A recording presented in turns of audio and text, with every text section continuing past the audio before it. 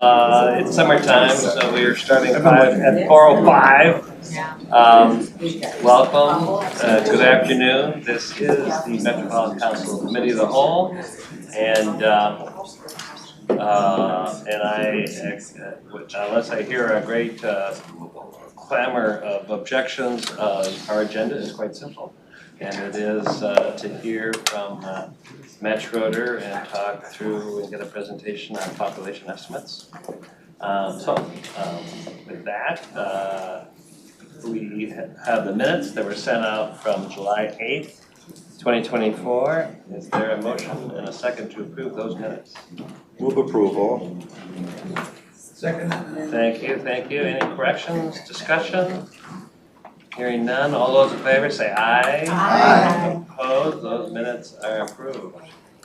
Okay, so Matt is a little concerned that he's the only agenda item. I'm assured that we do not have to take a full 2 hours, but Let's add something. we can add something. Matt, welcome, and we've been looking forward to your presentation, and we understand I was calling it wonky, but it is really a combination of science and art, and I appreciate the work you're doing, and it does apply to a lot of what we do at Met Council. So, welcome. Yeah, thank you, Mr. Chair and council members. Concern may not be the word quite so much as surprise. Other agenda items have been kind of passed away, and so I'm the one. So Last man standing. Yeah, and I will admit too that I was thinking earlier this week that on a beautiful Wednesday afternoon, who is really going to show up to hear about population estimates? And the answer is a lot of people. So I will try really hard not to disappoint you. But estimates really do, bring together, as Chair Zelli was saying, a lot of the different aspects of the work that we do. Broad, big picture demographic trends, development patterns, governmental actions and finance that the estimates affect. So it is, I think, a big kind of all-purpose topic for summarizing a lot of the things that we do. But before really getting into all of that material, I will spend just a bit of time talking about how we do the estimates, get into the big picture headline, which is that our growth has been slower and less geographically balanced than it was in the previous decade. Talk about a bit why that is, and then, but also caution against some oversimplification with how that's happened, and then look ahead to what next year's estimates might look like. But I do want to preface all this by emphasizing that term estimates, which is that we don't know, the Census Bureau doesn't know exactly how many people there are at any given time in any given place. So we are just taking the best information that we can get and using that as well as standard demographic methods to come up with something that we think is reasonably accurate. But again, I present all these numbers with a lot of humility because, again, as much information as Google and Facebook have, they also do not know how many people there are exactly. So just caution at the outset about that. So about our estimates, particularly since we're in the midst of the regional planning process and also talking about forecasts, I did want to spend a bit of time differentiating those from population estimates. And specifically talking about three main kinds of data that show up here. One is the decennial census, which happens every 10 years. The Census Bureau aims to count as many people as it can, and really doesn't give us that much information about those people, though. Other presentations have talked about that. But we've also got the American Community Survey, which is kind of the counterpart to the census. Based on a sample of people, it is done every year and gives us a lot more information than the decennial census does.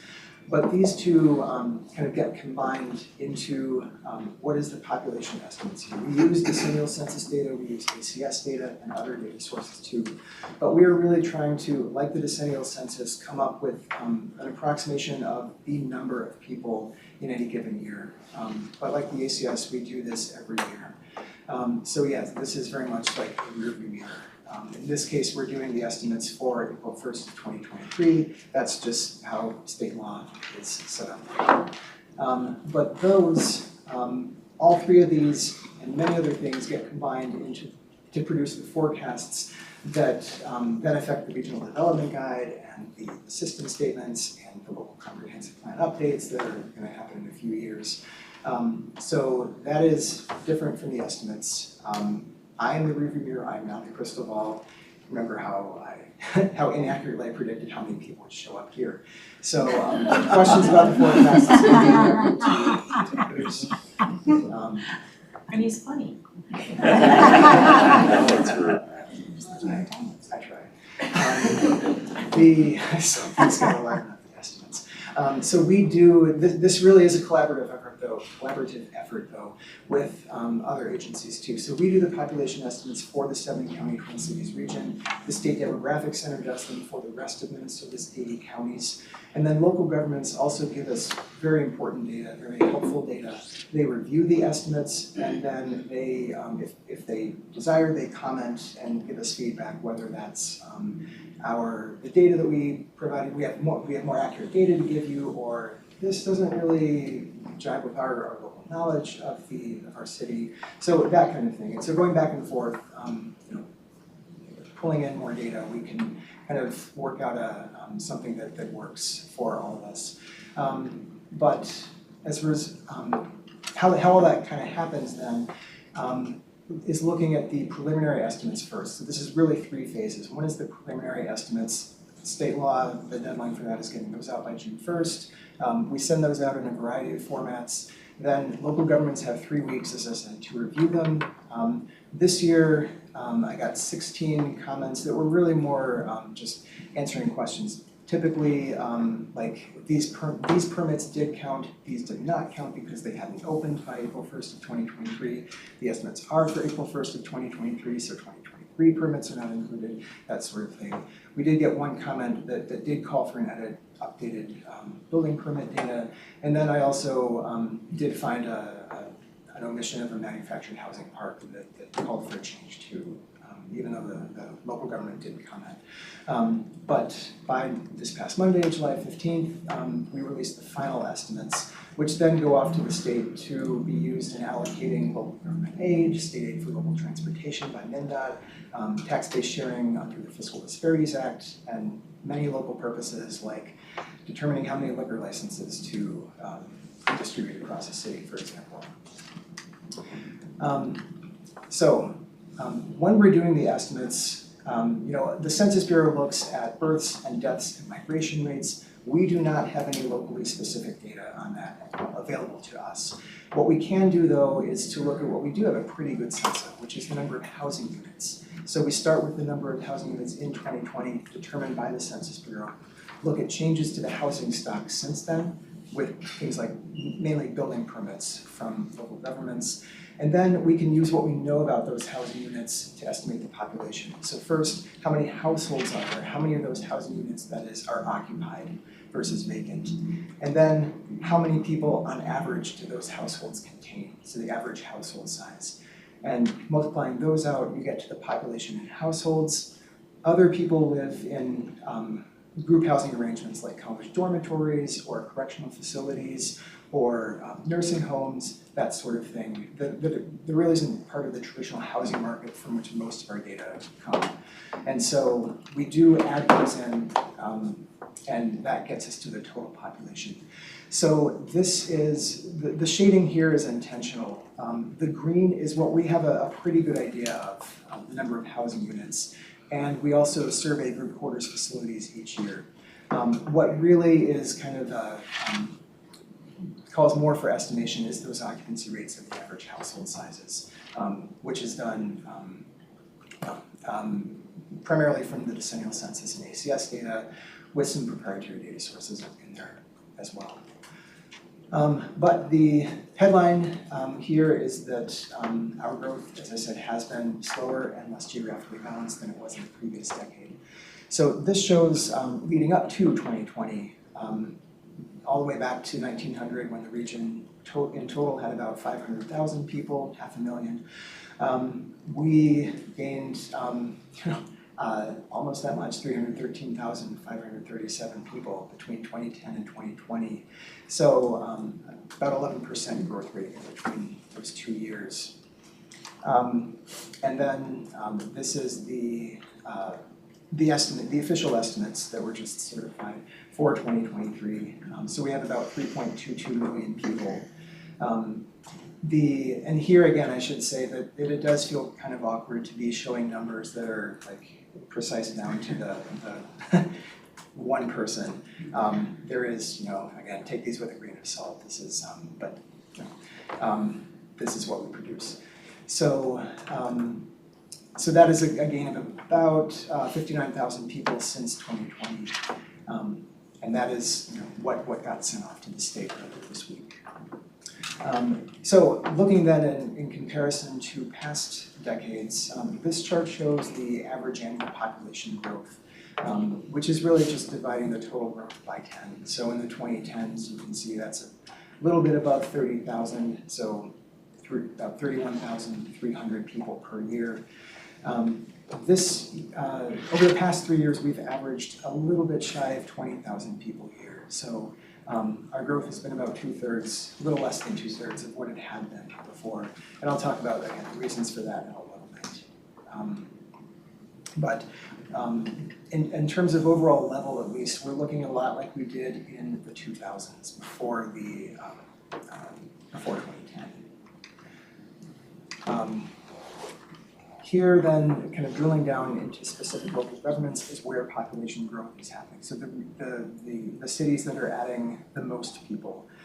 So darker shades of green here show larger gains. Darker shades of brown show more losses. And the 10 cities with that have added the most people since 2020 are labeled there, along with St. Paul, just to kind of orient us. So the top three I think were Lakeville, Cottage Grove, and Minneapolis. So a lot of cities are still adding a lot of people. But then when we look at growth rates, here is where we kind of start to see some differences from the past decade. Again, darker shades of green show higher percentage growth. Darker shades of brown indicate higher percentage losses. But you'll see some relatively muted shades of green toward the center of the region, and relatively darker shades of green towards the outskirts of the region. And this becomes especially, I guess, prominent once you compare it to the previous decade. So this is the same map just for the 2010 to 2020 period. So you'll see much more green across the map, number one, but also kind of flipping back and forth between them. The suburban edge and emerging suburban edge cities show up much darker in this current map than they did in the previous map. So, and that is what I mean by slower growth and less geographically balanced. And this is another way of looking at that. So using the community designations that will, I gather, be replaced at some point in the new regional development guide, but still using the community designations from the past decade. If you imagine overlaying those on this map and adding everything up within them, you get to this chart. The darker orange portions here show the average annual growth in the urban center communities, Minneapolis, St. Paul, Richfield, and so on. The lighter shade of orange, reddish orange, shows urban and suburban communities, and that yellow shade shows emerging suburban edge and suburban edge communities like Woodbury, Lakeville, Maple Grove, and so on. So whereas in the 2010s, the bar that's second from the right, all of these different areas were growing and showed a fair amount of annual growth, certainly more than they had in previous decades, when it was tilted much more toward the urban, suburban, and edge communities. But in this decade, in addition to looking at about the same level as we did in the 2000s, the distribution of where that growth is going also looks a bit more like it did in the 2000s. with the majority of that going to the emerging suburban edge and suburban edge communities. But again, as I should add, that the urban center is still seeing some growth there, which it did not in the 2000s. So that is, again, the kind of, I guess, the slower and less spatially balanced growth in a nutshell. Why that's happened, again, I guess I'll just go through each of these in sequence. The housing units, the households, and the average household size. But just to kind of get into how all this fits into the calculations. It's not from construction. The number of housing units permitted has not slowed since, it's not slowed appreciably since 2020. You'll notice that this chart goes only up to 2022. That is because the 2023 permits don't count toward this year's estimates, which are for 2023. They will count toward next year's estimates. The estimates to be calculated next year, that will be for April 1st of 2024. So that is, but just looking up through 2022, construction is still happening pretty rapidly. What we do see though is looking at these numbers specifically, you'll notice that we added about 62,500 housing units since 2020, but only 48,400 households. That is a reflection of the lower occupancy rates that we're seeing in the region, primarily among multifamily housing. So we've added more housing units than households, so we have more vacant housing units.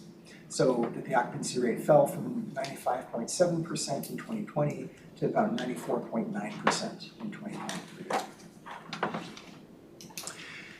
And at the same time, households have been getting smaller. So this chart replaces the total population in the previous chart with just the people in households. So excluding the people who live in nursing homes and places like that, just looking at the people who live in households. And you'll see there that we added only slightly more than we added households. So where our average household size was 2.5 in 2020, we really added only about 1.25 people for every household over the past 3 years. And so that's brought our average household size down considerably to about a little shy of 2.46 in 2023. So occupancy rates are dropping, households are getting smaller, but to dig underneath that a bit and talk about why they're getting smaller, there are a couple reasons. One is just trends in births and deaths. Birth rates have been dropping for a long time.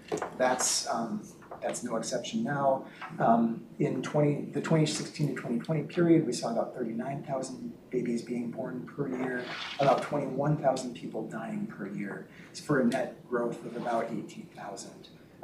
But since then, over the past 3 years, births have dropped, deaths have gone up thanks to COVID, and so we've really only been adding a little bit shy of 12,000 people per year just from births and deaths. And so as births drop and deaths increase, we have fewer people to spread across the households. I've also gotten questions over the past couple years about the household composition. And in that, to anticipate that, I did find some data on that. If you think about our total average household size in 2020 of about 2.5, this kind of breaks that down by how those people are related to the householder. So of those 2.5, in 2020, looking at that top blue line, about 0.53 of them were children, minor children under 18 of the householder. And about 0.22 of them were adult children of the householder. I should emphasize these numbers are not ours. They come from a completely different data source that covers all metropolitan areas in the Midwest. So they're not really comparable to the other numbers in this presentation. It's only to show general trends, and the concept there, but did kind of want to draw that parallel. So 0.53 minor children per household in 2020, 0.22 adult children of the householder in 2020, dropping in 2023 to 0.5 and 0.2 respectively. So as you know, as we've all heard about, as that kind of tail end of the millennial generation gets older, leaves home as what I guess some people call boomerang children, then leave their parents' homes to form their own households. Yes, households are getting smaller, partly because of that, even though we're still seeing, even if no one's moving around, and no one's really being born, even if individual households aren't being affected by the trends in births and deaths, those households are still changing. And one way to look at that too is that I think the region overall had about 125,000 kids who were aged 15 to 17 in 2020. So about the age that would be moving out of their parents' homes over the next 3 years. But in that 2020 to 2023 period, only 109,000 babies were born. And so as these kind of like older teens leave their parents' homes, they're not being replaced by infants. So again, big picture. Yeah, just one quick question. One quick one. Do you factor what divorce rates are doing for just one person living in a household? Is there any data on that as far as trends? Sure, so Councilmember Johnson, Or never married, I should say. Singles, yeah, you know? that would be another factor, that any trends in divorce rates would factor into this as well. So I mean, in theory, a household of two splitting into two households of one, that could be a factor too. Though the magnitude of that, I'm not sure. You can see though that the number of spouses and partners per household is up there too, and that really didn't change all that much. Over the long haul, yeah, that would definitely be a factor, but over just a 3-year period, the trends in divorce, I would probably say, hazard a guess, have been a little less dramatic than trends in the births and then children leaving home. Thank you.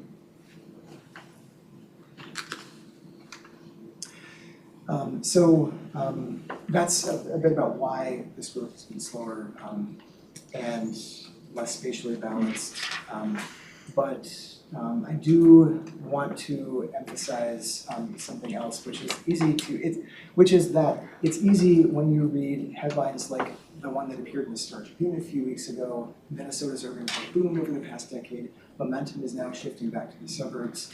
I'm not saying that this message is implicit in this headline, but it is easy to see things like that and just kind of internally in your own mind switch to thinking something like all cities in the urban core are rapidly losing population and all edge cities are rapidly gaining. So, again, not attributing that narrative to this article specifically, just saying that when we're thinking about these big picture trends, it's easy to kind of reduce them to something that's easier to wrap your head around.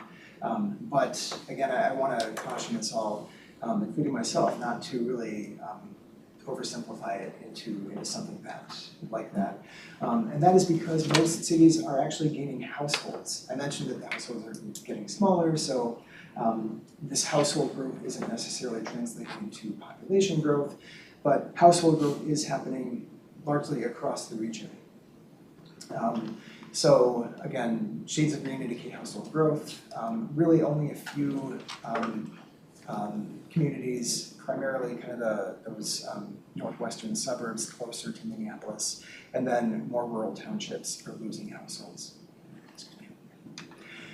And then looking at the numbers of households, where these households are going, Minneapolis and St. Paul gained more than any other city. I think more than 10,000 households between the two of them, which is, I think, more than a fifth of our total household growth in the region.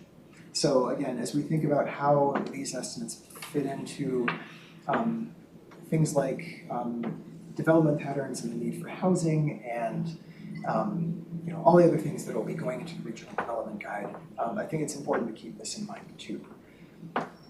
Mr. Chair, just one quick one on that. Do you do population by acre or per capita, because they are big cities? And yet we've got some cities on the map that are also green that are lighter green, but still even up to 499. Some of those communities are a lot smaller. So I'm just, is that a factor at all? Units per acre, households per acre, capacity, Yeah, Giselle, Councilmember Johnson, I've tossed around in different ways, a couple different ways, I guess, of trying to, standardize this more across communities, and we couldn't really settle on something. Because, I guess the flip side of that is that in places like Minneapolis and St. Paul, there is less developable land, which then, obviously possible to build a lot of housing even though there's not that much land. But again, to the extent that housing unit and household growth is a reflection of the demand for housing, still, I think, important to take this into account. But yeah, there is, it would also be possible, I guess, to look at the growth per acre of residential land. I'm not quite sure how to, land use is not my specialty, I guess, so with some, it would require some thought, I think, about how to. Ryan.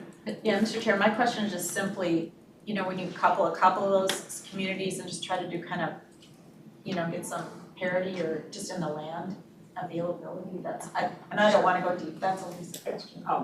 Councilmember, the one thing I would just add, when you go back a slide, you look at it on percent change. I think when you see it by percent, it normalizes it one way, right? Yeah. And this is almost where communities feel it the most, right? On either extreme, at a micro level. But I think as we then ask the question at a regional level of what growth is happening, the community feel is secondary to the absolute numbers that it generates. And so what this really tells me, like Minneapolis and St. Paul are able to absorb the rate of their growth here pretty clearly. It's not like fundamentally shifting things in a way where in Dayton that conversation may feel very different, and that matters. But then as we get to the full regional piece, it's like don't over-focus all of your regional development conversation on Dayton alone, because as a share of the larger region, it reminds you that the core cities continue to play like a big absolute share. That's just kind of one way, like having worked for a county with big city and then smaller communities, we had to talk about it and think about it too. And I don't know if that's helpful, but. It is, thank you, I appreciate that. And thank you, Mr. O'Connor. That is one reason I do like to talk about growth rates as well as the absolute numbers, because even if a community is really only adding a relatively small number of households, that local experience can be very different, one of rapid change. I go back to the town I went to high school in, not here, but back in Virginia, and it is unrecognizable. It has grown so much, and so. That I think is also important to the extent that this is really about trying to capture people's experience and then what that means for the future of their communities. I think that also is important to look at. One thing that is also, I think, good to consider is that we also do estimates for sub-city geographies. So in this case, census tracts. And those, there's a lot of variation even within cities for where population growth or loss is happening. So even in St. Paul, for example, which overall is losing people, places like the West Side and along the University Avenue corridor are gaining people. And conversely, places, Woodbury, for example, has gained a lot of people as well, but most of that is happening kind of in the south, the eastern and southern edges of the city, because that is where housing development is happening. So again, just wanted to maybe even drill down beneath the city level, just as paying attention to where growth is happening within the region at the city level added some nuance to that picture, drilling down beneath city geographies to look at where within cities growth is happening, I think adds some helpful nuance too. Tenson. Thank you, Chair. Could we go back between slide 25 and 26 and just, I feel like maybe Judy asked that, how am I interpreting the slide 25 and 26? Because we're saying City of St. Paul and Minneapolis is adding households, but we're losing the core cities. are shaded under loss under 1%, loss of 1%. It almost contradicts, if I'm like a general public, I feel like there's an interpretation of the science there that I'm losing. Yeah, Councilmember Dolkar, thank you for clarifying that, and I apologize for the confusion. This map is showing population change. The previous map showed household change.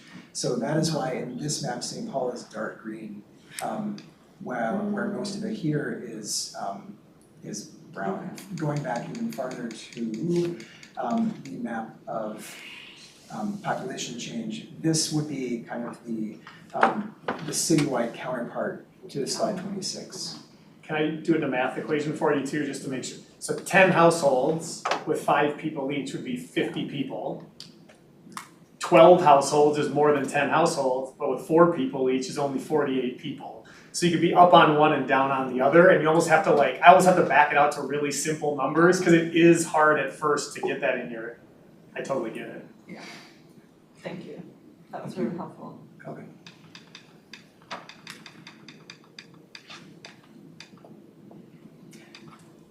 Okay, so then wrapping up with a look ahead to next year's estimates for 2024, which actually the estimate date of April 1st, 2024 is already passed. So we could say a little bit at least, even though all the data that we need, we don't have that yet.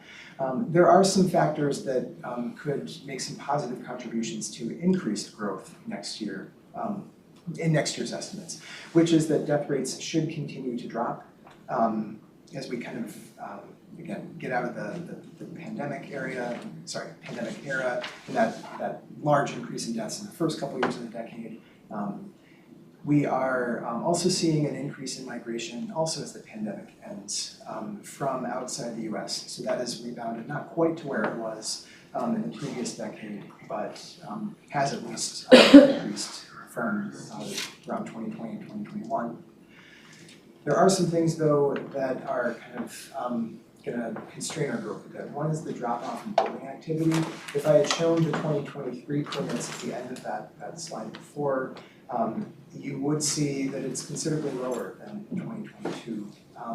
My gut says that will have more of an effect in 2 or 3 years. There are still a lot of multifamily units in the pipeline that have been permitted but haven't yet opened. And so as those should kind of sustain that growth for a while.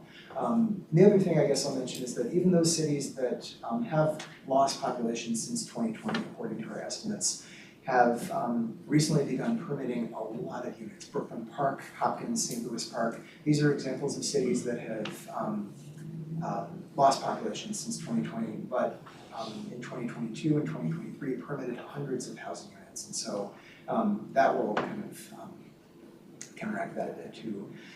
We are seeing, though, a continued decline in multifamily occupancy, and as well there is the omnipresent possibility of a recession in a cooling home ownership market. But people have been pointing to the possibility of that for years, and well, it hasn't really come about. So we'll see. Just, I guess, wild cards. Again, there are some ongoing shifts in housing policy in the region, and it remains to be seen how developers will respond to that. There's always the unpredictability of coronavirus. And then the effects of climate change. I mean, there's been lots of talk of climate migration. I'm skeptical, really skeptical of that one matter in the short term, but happy to go into that more if you'd like. But again, it's a lot of unpredictability out there. So I will wrap up there and take whatever questions. Councilmember Dolkar. Thank you, Mr. Chair. Matt, can we go back to slide 18? And I'm going to ask this question. Maybe this is more of a Lisa question. Help me understand and interpret this data. And I'm thinking mostly of CDC committee, where we often talk about rent costs rising up. We talk about individuals with vouchers from Met Council who are not able to find housing.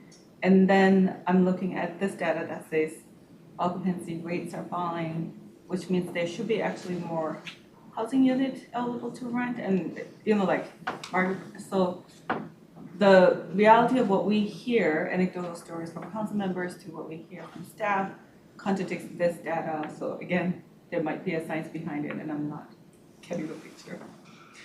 Yeah, thank you, Councilmember Delcar. That is another, I think, important nuance to bring in. I mentioned that a lot of that decline in the occupancy rate has been on multifamily units. But I think it's also important to know that there are different, that's not happening equally across all multifamily units. A lot of that is coming because we've had such a lot of apartment units opening. But they haven't been absorbed quite as rapidly as they have in the past. And so that drop in occupancy rates has really been among those newer, more expensive apartments, where the occupancy rate drop has not been as pronounced among kind of Class B and C apartment buildings that do tend to be more affordable. Those occupancy rates are staying relatively high. Lisa, I don't know if you want to add anything there. Thanks, Matt. No, you captured that correctly. That it is not an evenly shared market or occupancy rate across those different classes of luxury. And our voucher holders can't access luxury apartments. And the other thing that influences their ability to use their vouchers are whether or not landlords will take them. And so that's where we often struggle with finding, even if they are vacant and available, is that there are many landlords who choose not to allow Section 8 in their buildings. Correct. Could I do one more follow-up, Mr. Chair? Go ahead. Thank you. Does Met Council currently track sort of I feel like maybe we do, because we saw a presentation in CDC, if I recall correctly, sort of the vacancy rate for that luxury affordable housing, that gap, that's public, right? Okay. Yes, we have a red trends that includes those trends. It's a tool on our website. I'm happy to share that. Okay. Yeah. Okay. Thank you so much. All right, Councilmember Cedarburg. Thank you, Matt, thank you for the data and the presentation. I guess I'm asking you to look into your crystal ball. And are we gonna come to a point where it's not necessarily housing wars, but you're saying like St. Louis Park is building a lot of apartments, so is that gonna shift people from Minneapolis, St. Paul, moving to St. Louis Park, for example, and leaving vacancies in those cities? So it's kind of market forces driving some of this population changes as well, and getting these other communities to grow faster and pull some of these people out into other areas. And was that part of some of the growth to Lake Elmo, Woodbury? Did people migrate out to those areas? And I don't know if you have data on that or your crystal ball or thinking about it. Mr. Chair, Councilmember Cedarburg, thanks for that question. Migration data has always been very hard to come by at the local level. But the Minneapolis Fed recently released a dashboard that allows you to dig into migration data across cities, and even for Minneapolis and St. Paul neighborhoods within cities. That's drawn from a sample of credit holders. And so, I mean, it's imperfect because not everyone has a credit score and is reflected in the data, but I was playing around with that earlier today and really did see that a few things, I guess. One is that most moves are relatively short distance, and so there's not a lot of migration, for example, between Minneapolis and Lake Elmo or Woodbury, more so out towards St. Louis Park.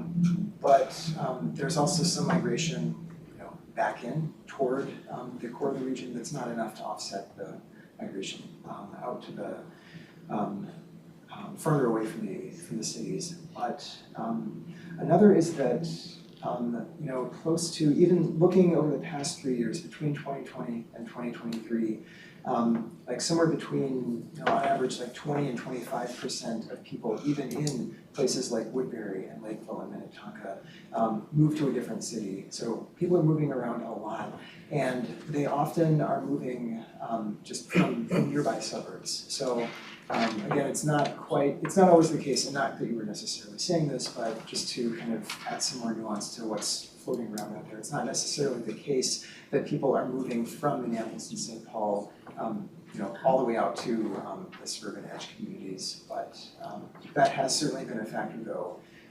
Again, it's hard from that Minneapolis Fed data I'm not sure how I would draw any specific numbers from it, rather than just those general patterns. But, if I had to guess, I would say that that's been one factor in the declining average household size in Minneapolis and St. Paul is that there's just differential migration across different household types. But again, I really have no way of knowing for sure, but Thank you. yeah, certainly migration is one of those big things the big wild card that affects population that we don't really have the data on at the local level, but interesting to see those patterns of this. Right, go ahead, Brennan. Just one data point, Matt, on these last two questions. I mean, 94.9% occupancy rate is still really, really tight housing market. Yeah. And I think it's important to note, like, when you get to 92, you start to see differences in how the market responds. And then there's the urban and suburban rental markets, if you're looking at those specifically, and those often decouple a little bit in terms of where the vacancy rates sit, right? And so I do think part of the question of like, why hasn't it created the extra space yet is we have moderated prices in this region relative to a lot of other regions over the last 10 years, in part because of the units coming on, but we still have unit development needed to fully get to a healthy market because we are so far behind. And then that does nothing to get to what Matt was talking about the trickle-down impacts needed, where you have like negative vacancy rates, probably the lower down you go on the affordability spectrum. Well, Councilmember Bento. I think Councilmember Carter was. Let's suit the most patient, but they're Yeah, okay. I've got just a whole stream of questions and I'll try and limit them. I'm curious to how we compare with other regions in terms of growth and growth patterns. Mr. Chair, Councilmember Bento, I do not have that at my fingertips, but I can send that out. That's been Totally slightly appreciate that, previous yeah, thank you. presentations. And I didn't expect an answer tonight, so don't. The other thing is, I'm curious about rental policies. Minneapolis and St. Paul have struggled over rental policies, and I'm just curious as to whether or not we have any sense as to if those policies are a factor with these trends. Ms. Elliott, Councilmember Bento, to your first question, though I will send that out, the big picture takeaway there, I think, is that our growth, looking at the 25 largest metro areas, is pretty much in the middle. In the middle? Yeah. Okay. But also no specific numbers out later. For the impact of rental policies, that would have more to do, I think, with the development trends presentation that I think will be later this year in a few months, but. Yes, it does. Ask Diego.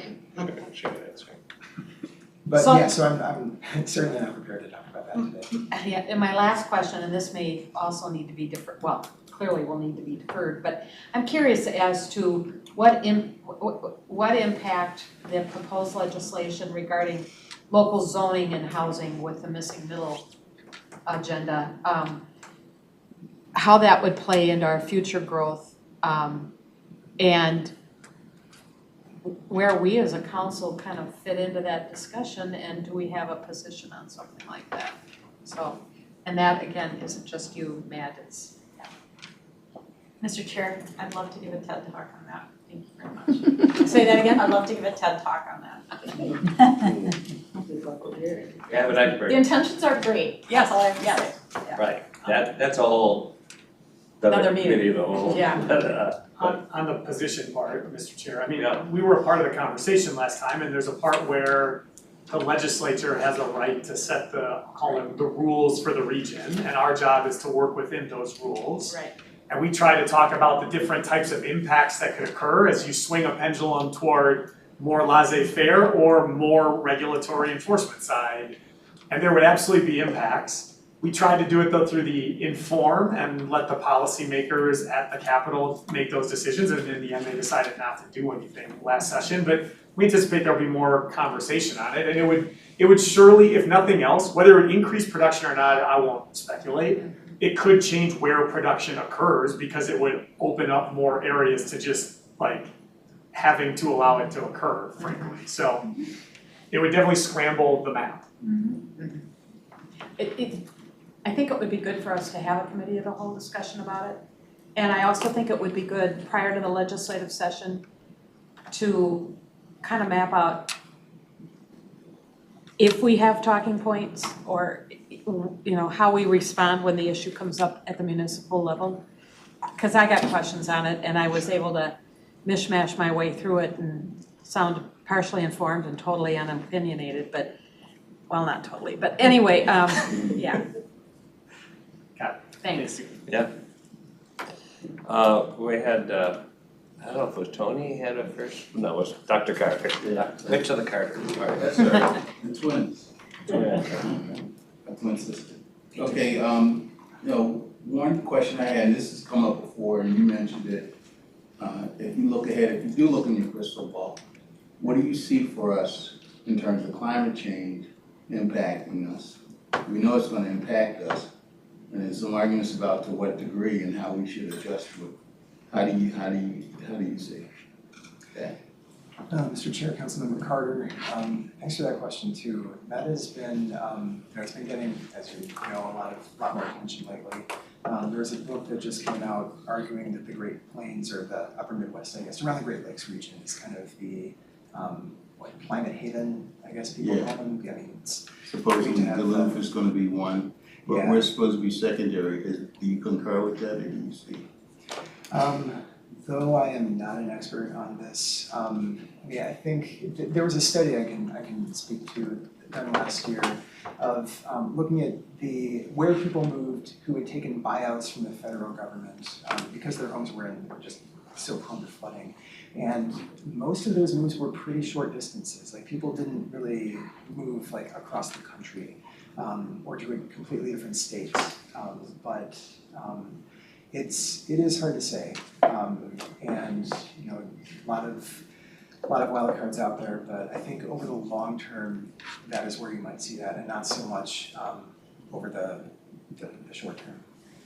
Thanks, Matt, I appreciate that, and I think what we'll see more is local changes, because we experience those impacts differently across the region, where water sits on the landscape, what's making some land inaccessible or undevelopable. The way we're planning for that is some of the work that we've been talking about with our local governments since the council adopted it, Thrive MSP 2040, and as we've been talking about, on one side, yes, reducing our emissions, but we're already experiencing impacts today on the ground in this region.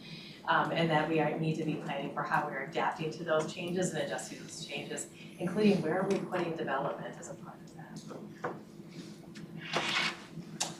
Sue, you had a. I have one more. Yeah. Thank you, Matt. I'm curious, as it relates to the age factor, the baby boom and the influence of the baby boom, now that we're kind of in the middle of it, working its way through as it relates to housing.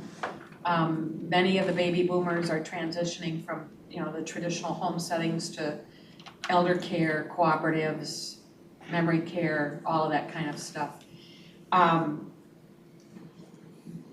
Is that playing a role in any way in the slide, I think it was slide 14, where it talks about the spatial balance? It seems like when I go to certain communities, it seems like more and more of them are building more and more cooperatives or, you know, age 55 plus types of settings and care facilities. So I'm just curious about that. And this may be not related to this study and impossible to answer, but I'm curious. Mr. Chair, Councilmember Vento, that is, I don't know if we have any actual specific numbers on this, but that is what a lot of the multifamily development has been in the suburbs, is housing for older adults. And so yes, that would certainly be make its way into the estimates. As far as you know, where people are or are not moving to or from to move into those newer developments, that I can't say, but yes, there has been a lot of multifamily development that's geared toward older adults that would definitely be affecting the estimates. Mr. Chair, I kind of hope I live long enough to see, and I don't think I probably will, but because I've kind of fallen in the middle of this baby boom generation, but I'd love to see how communities in the housing industry work their way through the conversion of these formerly age 55 nursing homes, blah, blah, blah, back to housing that works for everybody else. Because there are gonna be a lot of vacancies, I would think, at some point. Councilmember, the one thing I would add to that Lisa and I talked about just this week that's slightly different is what happens to some of the largest single-family homes that were built? Will future people want to move into them as is? Is there gonna be retrofitting? There's a big disruptive question. I don't propose to have an answer. I don't think any of us know, but the market's gonna tell us in the next 10, 15 years pretty clearly. Mr. Chair, if I may. Yeah. So like, I think it was maybe 20 years ago, this question came up as the big homes were being built in Plymouth, the boomer homes. And I looked around, having lived in Minneapolis, and I'm like, and I said to community development, well, with the cycle, I mean, these could be all duplexes or fourplexes one day, and they were like, yes. I mean, zoning would have to change, but, you know, that's gonna be what the market dictates. But it gets into all these housing costs part of the equation. Because if you look at the real estate, the square footage per person Right. over the past 25 years, it's gotten really big. Mhm. And that might just go the other direction. I mean, you And know. if you can live in one unit and rent the rest out, that's pretty nifty too, so. Wendy, you've been very patient. Mr. Chair. So on your very last screen, there's a link to the population estimates information that's on the website that all of this comes from. I wanted to comment that, first of all, the list by city of details has fascinating information, but it is very terribly designed in terms of user friendliness. Having a 386-page PDF does not lend itself to being very user friendly. I was digging around in it, and there's information for each city on all of the different kinds of housing, what they've added, what the occupancy rate is for every different kind of housing. And as I was scrolling through the 386 pages, looking at some of the bigger communities and some of the smaller communities that have a mixture of housing with, you know, multifamily and single family, it appeared that the single family occupancy rate was significantly higher than the multifamily for the majority of the cities that have both. And I was wondering if you have overall for the region, the occupancy rate in the different types, you know, single family, townhome, duplex, triplex, quadplex, multi. Manufactured homes, I would also be interested in knowing if you have information, not just on how many manufactured homes are occupied, but do they have lots that aren't occupied, don't have homes on them, for if that's, you know, still an opportunity for people, because it is a very affordable opportunity for somebody who wants their balls not to touch somebody else and wants to own where they live. Interestingly enough, in Lakeville, people per households in single family detached was a little over 3, and people per households in manufactured homes was a little over 3. If you looked at apartments and whatnot, it was lower, but that seems to be a really great place for families with kids that can't afford you know, a stick-built house to have an opportunity for homeownership for a family. But if you have that information on a regional level, then don't make me add up all the numbers for the 386-page PDF, that would be lovely. Yes, Councilmember, we can get that to you. And then, yes, there are manufactured housing parks that do have lots that do not have homes on them. I think we can get you that number as well. We do an annual survey of manufactured housing parks that also makes its way to the estimates. So yeah, that I can get you as well. Thank you. I see any hands? Any other questions, thoughts? They've introduced a few things we want to follow up on and know that there's more information coming. Matt, really appreciate your coming and you've Thank you for having me. been really thoughtful and appreciate it very much. So with that, we're at the hour, so there's part of the day left. John. Just Mr. Chair, members, just a quick thank you to Lisa Barajas and Charles here and who's the other one here from the other Lisa in water. Lisa Thompson, Charles Carlson. They made a presentation last night around the Regional Development Guide to the Equity Advisory Committee. Yeah. There was some great feedback. I think Cy and Lila and Tori did a good job of putting the agenda together. The new members were very active in asking questions and I think providing some input on what they had in front of them. So overall it was great, and I thanked them all for joining me and learning at least 3 acronyms every meeting. That's kind of how the meeting goes. But anyway, I just want to thank them for taking part, because I thought it really helped this new group we have coming forward. Great, well, I appreciate hearing that. I think we all do, and you really did have the brain trust there. So with that, if there's not any other comments, enjoy the rest of the afternoon. And it's midsummer right now, Midsummer. we're halfway through. Get out there. Oh, no, I'm trying to feel it. All right, this meeting's adjourned.